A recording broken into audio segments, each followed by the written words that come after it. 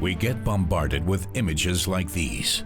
Climate change is altering the planet, and governments do little to stop it.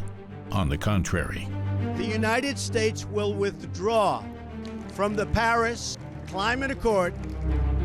Former oil industry executives in Donald Trump's cabinet talked down climate change.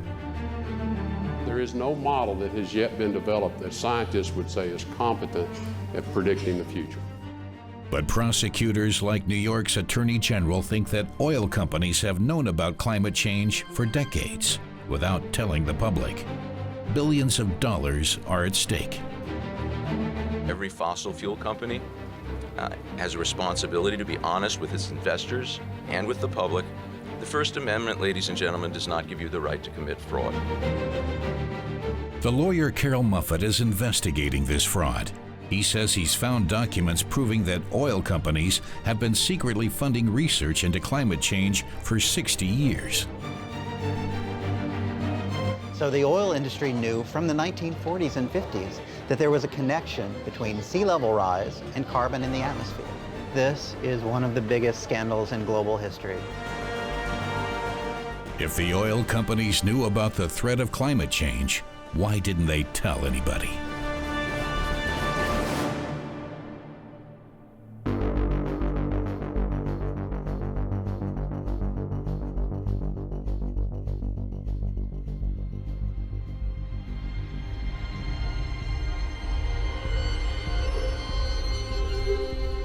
We're in Washington, D.C., the capital of the United States.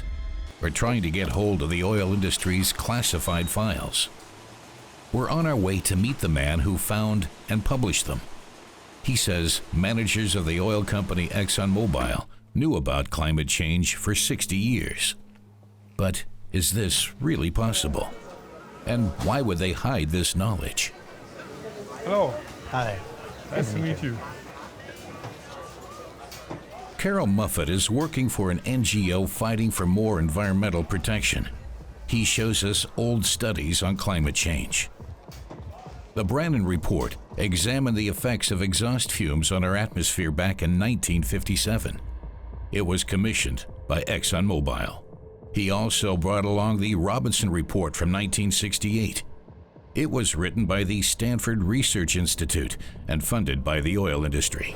We have it there in black and white. Here are a few things that they said about carbon dioxide. If CO2 levels continue to rise at present rates, it is likely that noticeable increases in temperature could occur. However, there seems to be no doubt that the potential damage to our environment could be severe. Although there are other possible sources for the additional CO2 now being observed in the atmosphere, none seems to fit the presently observed situation, as well as the fossil fuel emanation theory. This device was delivered to the oil industry at its very top levels, and we can prove that. We can prove that high-level executives in all of the companies saw this report. The Robinson Report proves that 50 years ago, the oil industry knew that burning fossil fuels had an effect on global climate. What did they do when they knew about climate change? The answer is that they immediately asked Stanford Research Institute to go back and check its work. They didn't like these conclusions, so they said, try again. They tried to deny, and in reporting to the government, they began cherry picking and highlighting only the passages out of this report that talked about the uncertainties, not about the realities. This is a story we'll see over and over again with the oil industry, so that the doubt becomes the message. It's a very effective form of propaganda. Muffett can prove his claims because he has compared the original and the rewritten versions of the Robinson Report. He also thinks that the findings didn't hit the headlines because the language wasn't clear enough.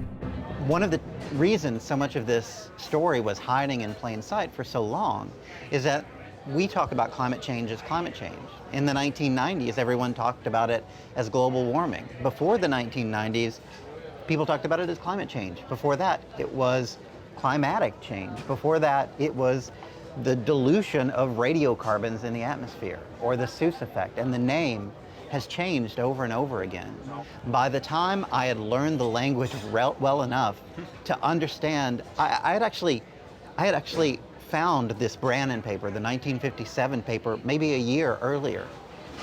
But it was only after I learned the new language that I could really understand what they were talking about and prove that what they were talking about was climate change.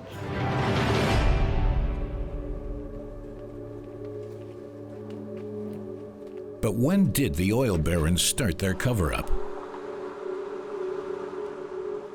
Muffet believes this goes back to the 1940s, when oil companies commissioned the first studies into how increasing car traffic affects the environment.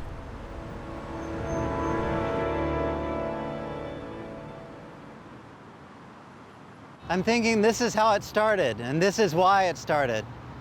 In Los Angeles in the 1940s, as cars were exploding, the automobile economy was exploding, Los Angeles was plagued by smog. And when the people of Los Angeles started looking to oil and gas as the reason for smog, the industry started fighting back.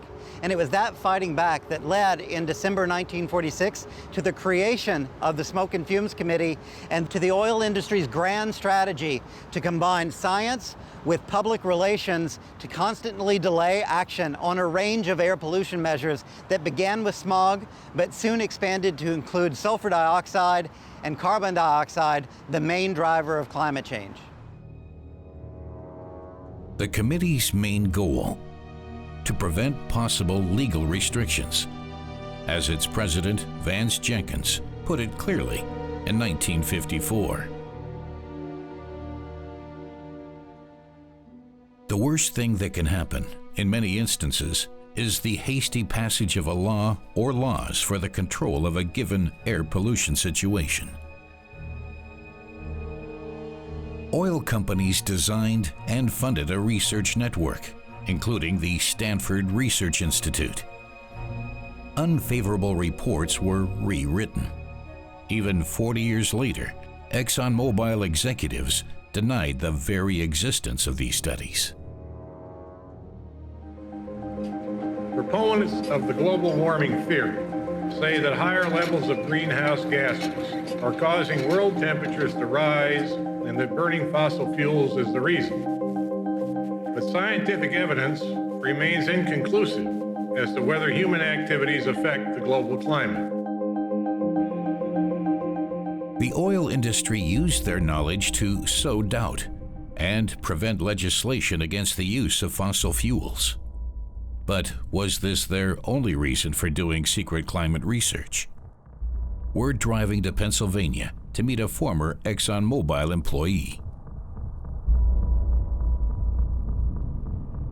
For centuries, ships have been built on the banks of the Delaware River. One of them was a special order for ExxonMobil. In 1969, the company turned a 300-meter-long tanker into an icebreaker for a very special trip into the Arctic. Much of what Exxon did with the voyage, it held in secrecy. This is a company that was very good at controlling what went onto paper. They had every incentive to try and find a route through the sea ice to get that oil to market. Were they also looking at the long-term prospects of a melting Arctic? The official reason for the voyage was to find out whether a ship that size could travel to the Alaskan oil fields. But Carol Muffet believes that the voyage was a test run to see whether new and faster shipping routes would open up when the Arctic ice melts due to climate change. The voyage itself was really remarkable. They brought the ship for retrofitting here to Chester, Pennsylvania. Just here, so it crossed that bridge. Well, 2 times, because first they cut the ship into 4 pieces and sent it to shipyards across the country so they could rebuild it and retrofit it. And they brought it back to the Sun shipyards and put it back together and then sailed it out under this bridge. So did ExxonMobil executives know back then that climate change would cause the pack ice to melt? One of the researchers on the SS Manhattan was Edwin Clark. We want to know from him why the supertanker traveled to Alaska. For the first time, Edwin Clark talks about his work and ExxonMobil's motives. Hello, gentlemen. Hi. I'm Ed Clark. It's nice to meet you, Ed. I'm Carol. Nice to meet you. I'm Johan. Nice to meet you. Very nice to meet you, gentlemen. Yeah.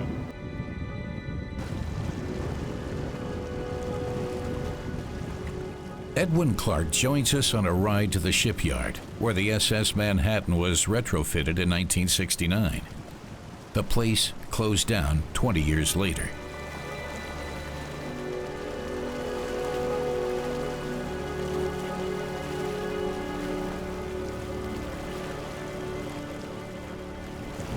Well, I can remember the Manhattan sitting between two gates of this nature, and welders working on each side. And what was your first impression when you saw it? It's big, big, big, big. And I was very proud to be selected as an ice scientist on it. The voyage was a success. The SS Manhattan made it through the Northwest Passage, proving that oil could indeed be shipped through the Arctic. For me, one of the really interesting questions is how much of the possibility of climate change was in the atmosphere, in the lead up to the Manhattan expedition. I didn't really hear about it until in '69 I went on to work on the Trans-Alaska Pipeline. And it was a year or two after that that we started putting a provision in there for an increase in soil temperatures due to global warming. Really? Yeah.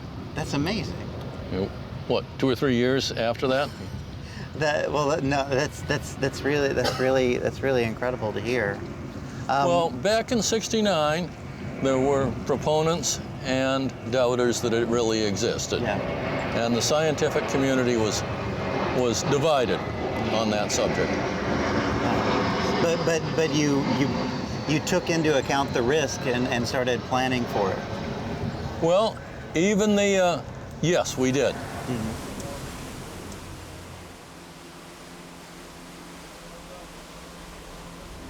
We cannot prove that the SS Manhattan was sent through the Arctic because of climate change, but Edwin Clark's statements highlight an interesting fact: that climate change was an issue for ExxonMobil at the time. Clark himself has known about climate change for 47 years.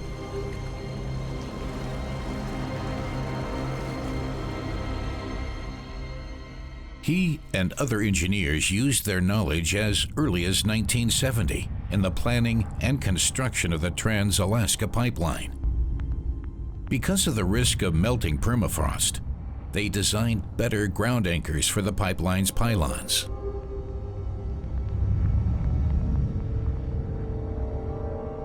Clark's colleagues were also involved in the construction of oil rigs in the Arctic.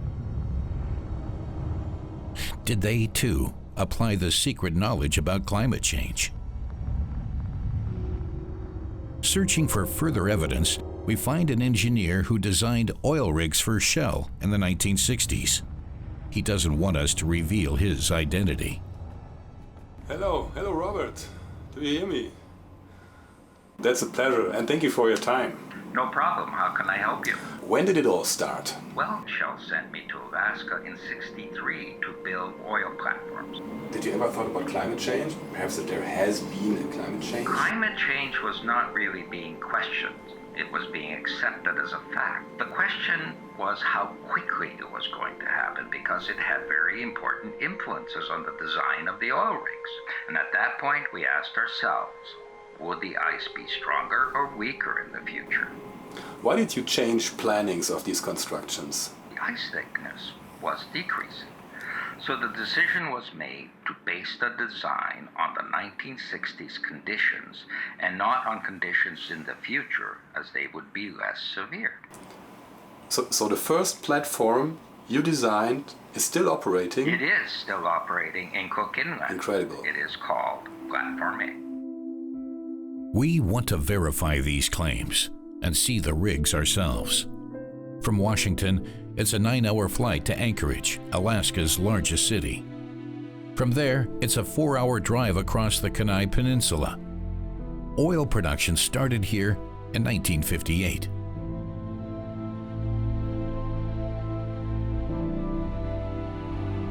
Our calls to the rig's operators go unanswered. So we travel to the oil platform on a fishing boat. Environmental activist Bob Shavelson joins us for the trip. For years, he's been fighting against the pollution caused by these rigs.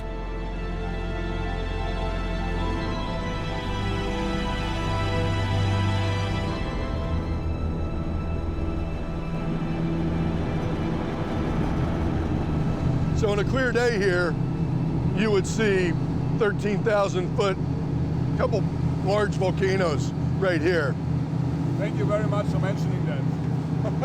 Should have been here yesterday.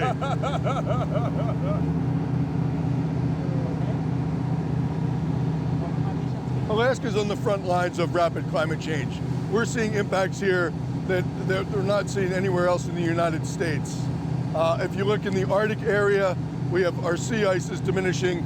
In a decade or so, there may be no more sea ice in the Arctic. That's an incredible impact. The permafrost that lies under the ground is melting, so infrastructure, roads and houses are falling in. So there's real quantifiable impact from climate change that we're seeing now. It's not something that we're talking theoretically about in the future. We reach our destination, Platform A, designed for Shell oil. The engineers who built it in the 1960s knew already that the pack ice would be thinner in the future and that their design could be lighter.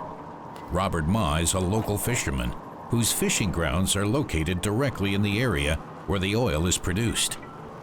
His niece is helping him prepare his nets. What's that spill down there?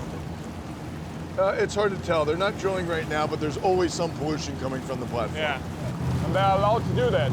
They're allowed to do that under a loophole in our federal law, the Clean Water Act. It's the only area in the country where that loophole exists. That makes you angry, as I see. Well, it doesn't make any sense, and it's all just about profit. You know, these are our public waterways. In the United States, every American, every Alaskan collectively owns these resources. So these companies are taking something from me and my children when they dump into this water body.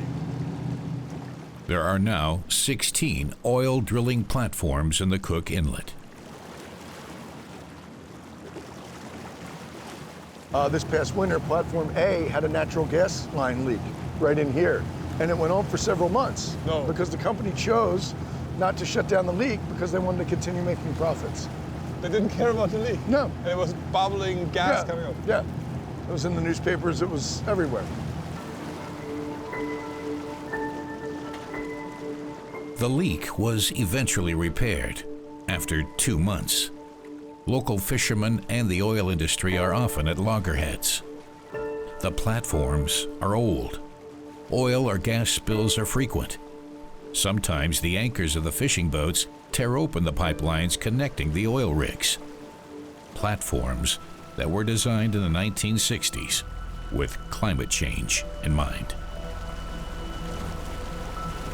This Platform A, I spoke to the engineer who built that, and he said that they used findings on climate change in the early 60s to reconstruct that oil rig. They knew that there would be less ice in the future, so does this surprise you? No, not at all. I think they've known about it for many, many decades, and they've just chosen to suppress that information. And they realized that all they had to do is say that there's some doubt about this, and there's a question about this, and they pay people to raise those questions. Would you say oil companies are betraying the public? Oh, absolutely.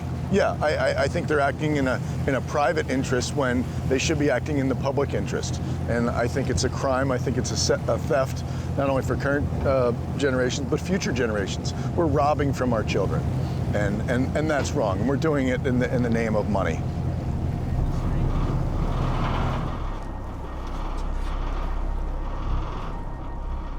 According to our informer, a 1957 study of pack ice was used in the design of the oil rig.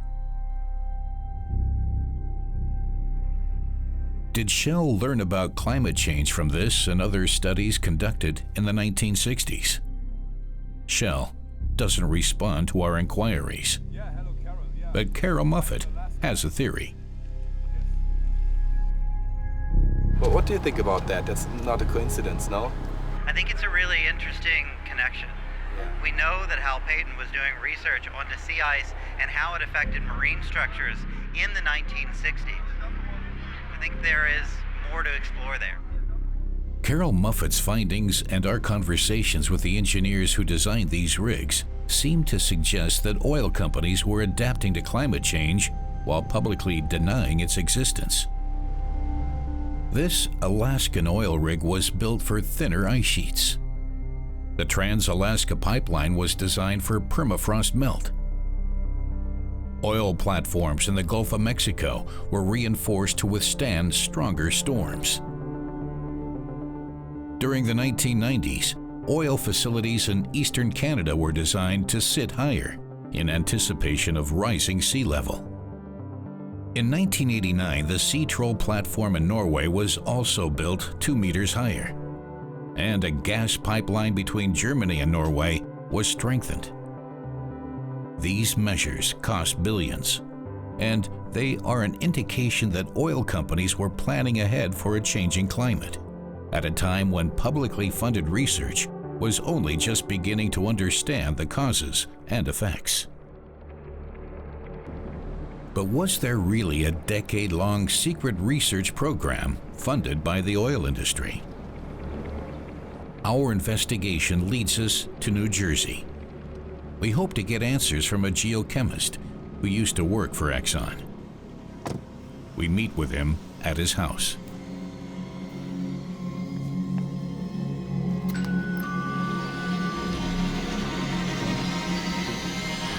Hello. Good to see you. Edward Garvey. Yes, that's me. Yeah. Edward Garvey worked for ExxonMobil from 1978 to 1983. So this is your, there you have your own old Exxon belongings. Right, this is it. I got my helmet, which still fits, and the coveralls. Okay, work safely, ESSO, prevent accidents. Ah, yeah, okay. I don't fit in them anymore. So you did, you measured CO2 emissions with that? Right. When I was wearing this, we were installing the equipment in the oil tanker. We made measurements of seawater, we made measurements of the air, and we did it almost continuously as the ship ran from the Gulf of Mexico to the Persian Gulf via the Horn of Africa. The oil companies already knew that the climate was changing. Now, they wanted to better understand the mechanisms. The research took 4 years and cost around $4 million. It was so important that ExxonMobil made a film about it for its shareholders. Its main character, Ed Garvey. All right, come on. Show you some tomatoes. It's just a really good climate to produce tomatoes here. Can you pick one? Yes. Today, Garvey researches soil remediation and grows tomatoes in his spare time. He vividly remembers the pioneering work he did 40 years ago. Well, we found, we observed a number of things. We observed the upwelling and the release of CO2 from the central portions of the oceans around the equatorial zones. The data, as far as it went, was again interpreted by the scientists at Columbia maybe 3 or 4 years later. But what has been your findings until then? Just a whole map of the ocean's CO2 levels. So using the Exxon data along with other studies, my thesis advisor, Tara Takahashi and Wally Broker, used that information and created a whole map of CO2 levels in the ocean. So that was, it was an important step in understanding the role of the ocean in governing atmospheric CO2. It was so new and challenging that it really whet my appetite for the kind of work. And the scientists I work with, they were all excited as well. It was just a tremendous amount of enthusiasm in-house, within the scientists and stuff. And it went all the way up. We presented to the corporate board, not me, but my boss presented to the corporate board at Exxon. Why did Exxon funded programs to know the levels of CO2 in the atmosphere? Do you know? Exxon funded those studies because they wanted to be a player at the table. They saw that this was going to be a problem. Exxon saw that this was going to be an issue for the world. The executives cut the project funding. Their official reason? Lack of money. At the same time, they reverted to their old tactics of sowing doubt about man-made climate change, says Carol Muffett. The oil industry was an early investor in the idea that climate change is actually caused by changes in the sun. That variation in the sun is a major driver of climate variation. And that's an argument that we see climate denialists using to this day. And so in that way, the oil industry's early investments really paid off over the long term. And the strategy paid off. We still have in government the same kind of denials that we had at Exxon a decade ago. And they could have been leaders, but instead they didn't. They chose not to. And they really were at a position in the 70s and the early 80s where they could have been in a position of leadership, where they would have, the science that they were doing would have been taken seriously and they would have been listened to. Exxon Solar was a big solar panel engineering development entity. They had Exxon Nuclear, they had, I don't remember what else they had. I think they had wind as well. But they had a lot of different, Exxon Nuclear had Exxon Coal. They were really diversifying as an energy company. And when they reversed that in the 80s. And they shrank, if you would, in terms of their global impact, in terms of what they could do, and became much more an oil company again. They got back to their basics. But I think that they squandered an opportunity. And it's frustrating. It's frustrating. I mean, we've known about this problem for a long time. And it's just, like I say, really frustrating. We ask ExxonMobil to comment on the Robinson Report, Edward Garvey's studies, and whether or not the company altered its designs to accommodate climate change, but get no answer.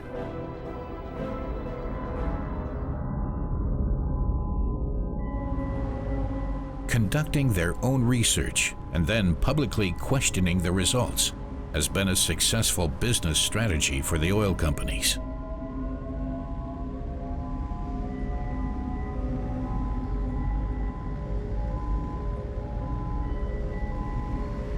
We have come to New York City to meet a communications advisor for American and European energy companies. Sebastian Schwach welcomes us on the 16th floor of an office building in downtown Manhattan. It's always easier to sow doubt than to convince a person of the truth.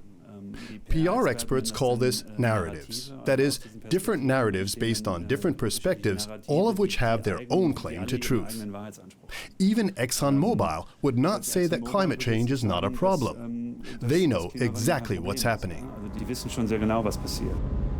Large companies are now more closely monitored than 50 years ago. They need to explain exactly what they are spending their money on. Today, they let others do their dirty work. There are networks that operate in a semi-public way, making it possible to disguise who actually finances these things without violating certain laws.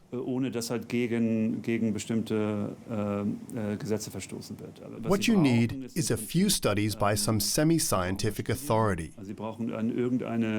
There are a number of research institutes that provide results on demand, especially in the energy industry. You have to pay for that. It can cost between 50,000 and 100,000 euros or even more. And if you have a lot of money, you can create your own research institute. That's what's being done in the US. Then you can do research according to your needs, based on science, or more precisely, semi-science, or even pseudoscience. Wissenschaftlich oder eigentlich semi-wissenschaftlich oder pseudowissenschaftlich vielleicht auch dann geforscht. And we've seen the oil industry, particularly, use that strategy over and over again. They were the early masters of it, beginning with lead and then moving into air pollutants like smog and carbon dioxide.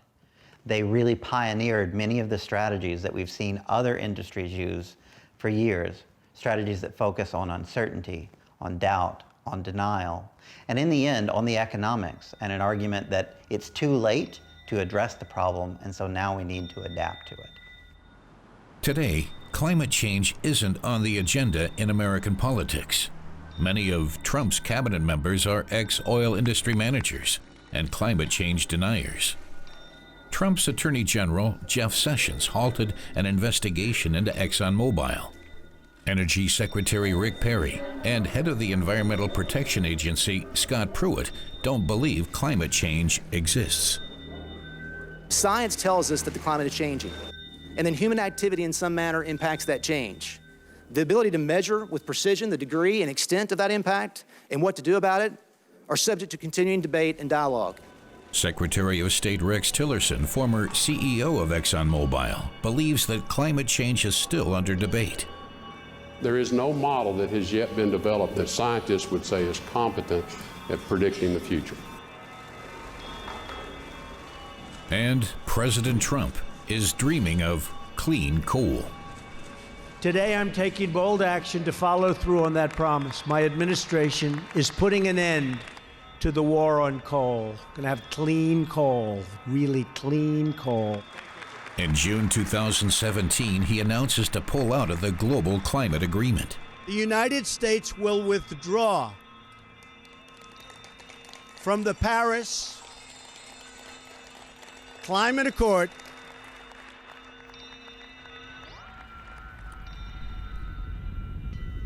Climate change deniers are now setting the tone in Washington. The day after Donald Trump's election, ExxonMobil started suing Carol Muffett. The aim is to force Muffett to disclose his contacts. His staff member, Stephen Feit, is concerned about their future research. What was it like when you got that subpoena the day after the election? Well, the remarkable thing is it was surprising, but not really surprising. I mean, we knew when we started this work that they would come after us, and they would come after us hard. I remember reading the email that you sent, alerting us to the subpoena, and thinking, oh, there's nothing I can do, and just wondering, what can we do, what happens now? The real irony of waking up on the morning after Donald Trump was elected and having a subpoena from Exxon that day, it was striking. And it really pointed to the whole new world, the dark world that we've entered in this work. I'm concerned that the instruments of power, the instruments of government, were turned into a circus in defense of a single large corporation. I'm concerned that the person who is now our Attorney General tried to stop a federal investigation into Exxon. I'm concerned that the person who's now the head of our Environmental Protection Agency tried to stop the state investigations into Exxon. We now have not only a Republican Congress, not only a Republican House aligned against us, we have a Republican White House led by a president who is an avowed climate denialist. So what's that like? It suggests we've got a long way to go. Around 1/3 of the members of the U.S. Congress are climate change deniers. They are laughable. It is laughable to have a member of Congress walk in to the floor of Congress on a snowy day and hold up a snowball and say, because it snowed today, climate change doesn't exist. That is ridiculous. It is laughable, and it is sad. Decades of misinformation and cover-ups, combined with targeted lobbying, has meant that oil companies have been able to thwart any effective legislation against climate change. What makes this the biggest scandal that I can imagine is it didn't happen only in the U.S. The reason that Smoke and Fumes points to a scandal of massive scale is because literally everyone on the planet is affected by it, and everyone in future generations for 100 years to come and potentially more is affected by it. The scale of it in economic costs, in cost to biodiversity, in cost to human lives and human rights is truly incalculable. We are traveling to Europe, Here too, we find people who doubt that climate change is man-made.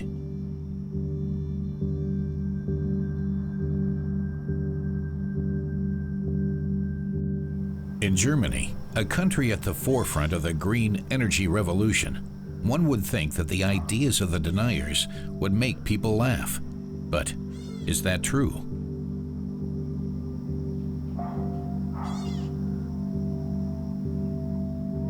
Stefan Rahmstorff has been researching climate change for 25 years. He and his colleagues are getting more and more attacked for their findings.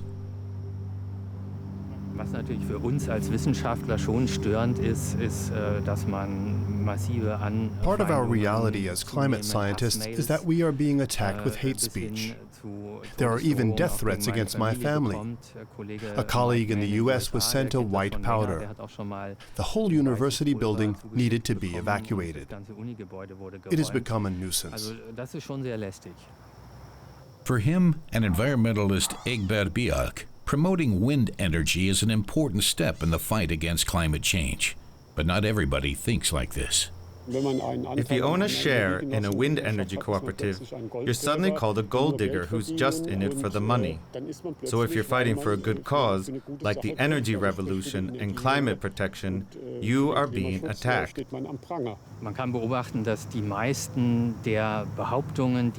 Most of the allegations made by climate change deniers here in Germany originated in the US.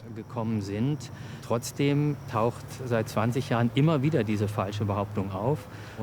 A gentleman called Mr. Fahrenholt is particularly active in this field with his book, The Cold Sun. The title sounds very nice because it implies that the sun's power has decreased. Fahrenholt predicts a cooling down. That's a spectacularly wrong prediction, because we have experienced the warmest years since records began: 2014, 2015, and 2016. 3 record years in a row. Former energy manager Fritz Fahrenholt is one of the most prominent climate change deniers in Germany. We conclude that carbon dioxide accounts for at most half of the warming claimed by the Intergovernmental Panel on Climate Change. The sun's activity and oceanic currents account for the rest. He demands to postpone the transition to renewable energies. We still have time to restructure our energy supply. A climate catastrophe isn't going to happen. Fahrenholt is now managing the German Wildlife Foundation. He's still against the energy revolution, but now in the name of animal welfare. Even in young and hip Berlin, companies are working hard to sow doubts about climate change.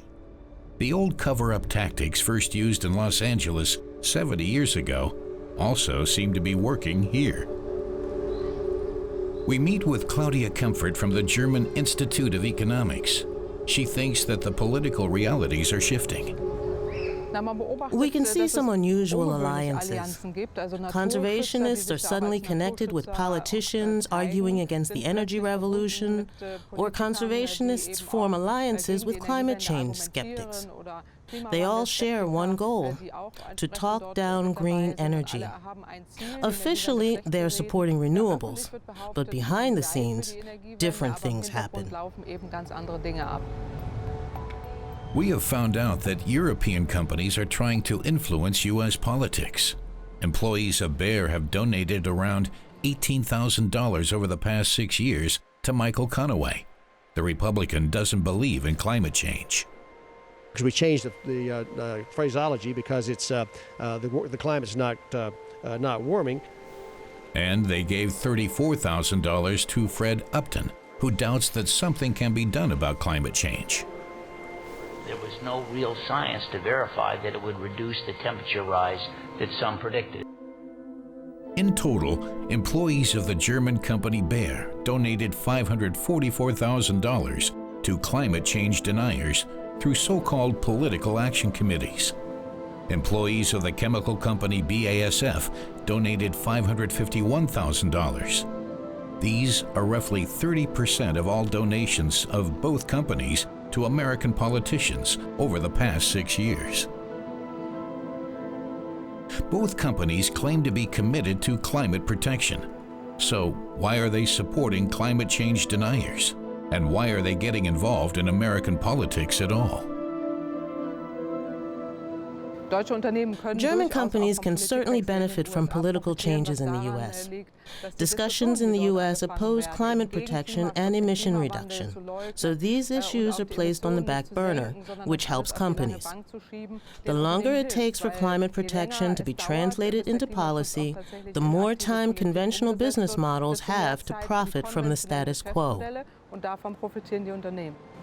However, Baer tells us that the donations are made for different reasons. This includes, for example, health and agricultural policy.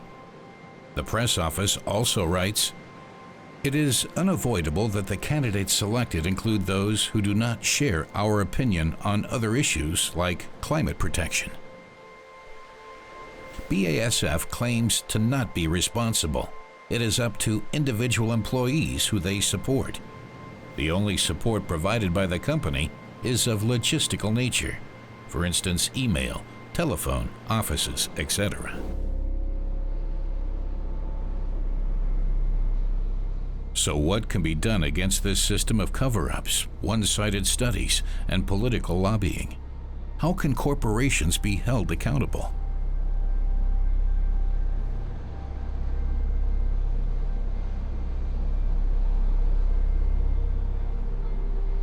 A number of lawyers around the world are working on a solution. They're trying to sue energy companies and make them pay for the damage caused by their emissions.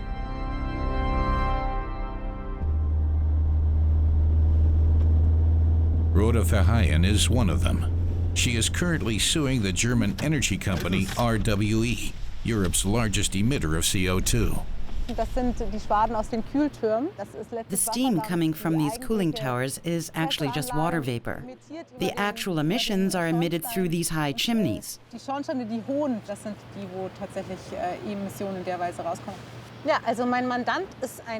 My client is a Peruvian farmer and mountain guide who lives in the village of Huaraz, at the foot of the Andes.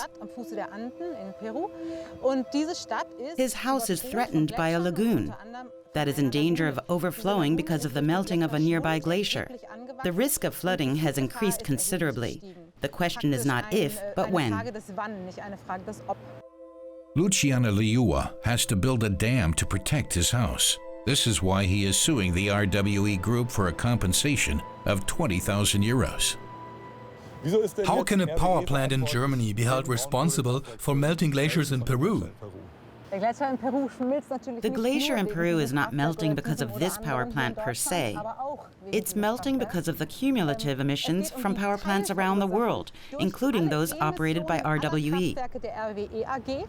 They're contributing to global warming, and in turn the melting of the glaciers in the Andes.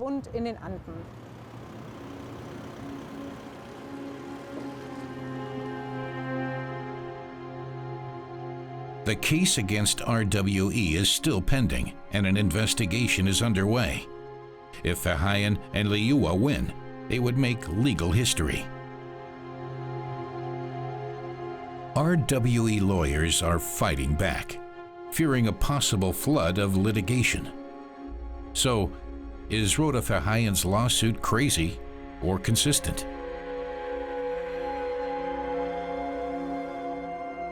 Can you describe some reactions? Of course, the case has been described as crazy, unfounded, and unlawful. It's a very unusual case for German courts. I don't think that this will be the last case of its kind, even if we lose. There are many potential clients with similar complaints, including coastal protection associations, island residents, or mayors of affected areas. Perhaps this case could also be used as a legal basis for a client from the Himalayas. This case won't be the last case, because people realize the damages it will cause.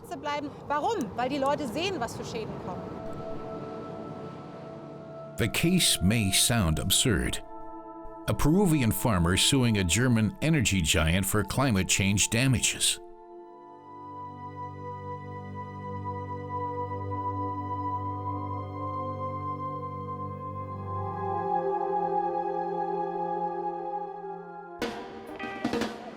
But in the U.S. too, attorney generals are suing energy companies. The most important trial is in New York. This is not about 20,000 euros, but billions of dollars. The findings by researchers like Carol Muffett have helped the lawyers build their case.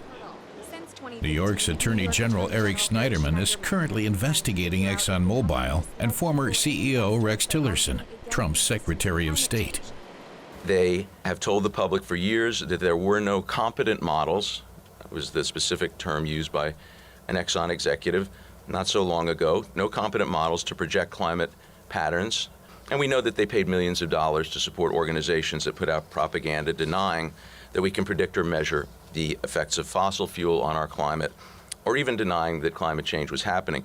The First Amendment, ladies and gentlemen, does not give you the right to commit fraud.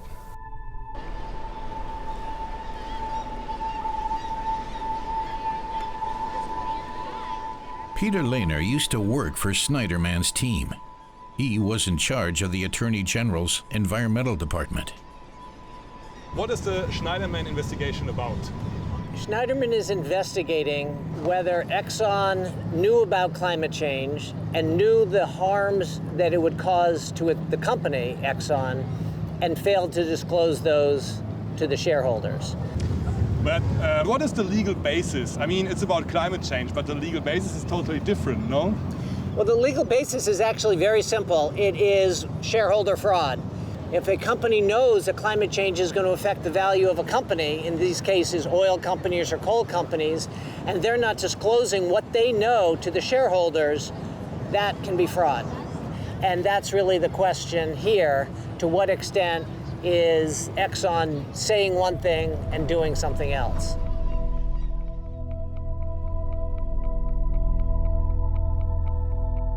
It is still unclear whether New York's case against ExxonMobil will ever make it to the courtroom. Carol Muffett also just arrived in the city. He and others are pushing hard for an indictment. Another supporter of the case is Lindsay Myman, the spokesperson for the group Exxon Knew. She recently organized a demonstration against ExxonMobil. You got 300,000 people into the streets of D.C. for the climate march this spring, and Exxon Knew was a big part of that. How did it feel? That was absolutely exhilarating. The campaign is strong. I think when people find out all that Exxon knew, I know I personally was completely infuriated. I was born in 1992, the same year that world leaders gathered in Rio for the first climate talks to really tackle this issue as a global community. And so the reason that we have been faced with this phony debate about climate change is because of the misinformation that Exxon spread. And so I was born from a planet different from that of my parents because of this lie. There is already a public distrust of the fossil fuel industry. We've seen an erosion of that trust, and when people find out really all that Exxon knew, there's a sense of infuriation, of rightful infuriation, and then a sense of what can I do about it.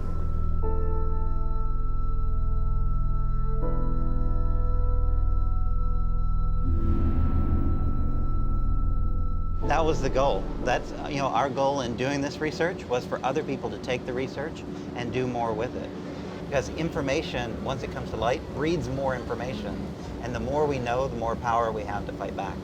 I think what we're starting to see is that people everywhere are waking up not only to the fact that climate change is real, but now we can identify the companies and the corporate actors that are responsible, and they're starting to hold them accountable. Here in the US, in Europe, in Asia, in the Philippines, globally. And it's a really exciting time to be doing this work because they're really only at the very beginning of it. I don't care if Exxon falls. What I care about is fossil fuels. And if Exxon sticks to fossil fuels and doesn't look to the future and look to a safer planet, Exxon will fail, and I will applaud. If Exxon adapts, if Exxon says we're ready to be part of real solutions and we're ready to own what we did in the past and make up for what we did in the past, then I will cheer Exxon. Do I expect that? not on past history. Oil companies have to justify their actions, and the findings published by activists like Carol Muffett are making it hard for them. Peter Lehner tells us that 3 mayors from coastal cities in California have filed a lawsuit seeking compensation from ExxonMobil, Shell, and other oil companies. They hope to force them to fund protective measures. Is this also a possible strategy for cities like New York? So you can see the water is close and it's all around. New York City has many miles of shorefront, and as sea level rise, whether generally or in a storm, all of these areas either already have been flooded or could be flooded. And imagine trying to protect New York from these floods. It would cost billions of dollars. Maybe they would put in a seawall there or something, but it would cost billions and billions of dollars just to try to protect New York City from these new floods. But who will pay for that? Ultimately, it's going to be the New York City taxpayer. These cities are beginning to realize they're going to have to incur billions of dollars to protect against the damages from sea level rise. That is not just nature, that is climate change caused largely by the fossil fuel companies. So you think they should pay it? I think the cities that will be bringing these cases have a pretty good basis for doing that, yeah. Lawsuits like the one in New York are only the beginning. The oil industry's responsibility for climate change is under intense scrutiny. More cases are being prepared. However, until now, none of the companies has ever been found guilty.